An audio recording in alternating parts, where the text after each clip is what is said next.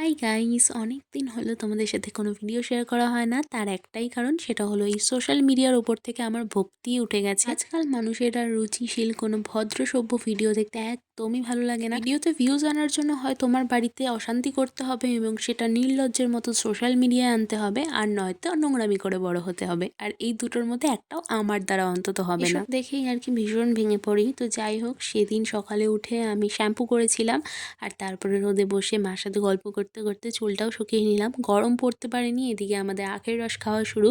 আমরা পার্সোনালি আখের রস খেতে ভীষণ ভালোবাসি, আর আখের রস খাওয়া কিন্তু শরীরের জন্য অনেক উপকারী।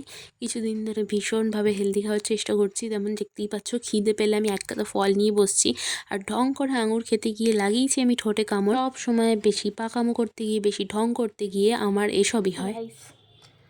আমার বোন আমার সাথে মিসবিহেভ করছে, এমন একটা বিহেভ করছে যেন ওর জ্বরটা আমার জন্য এসছে।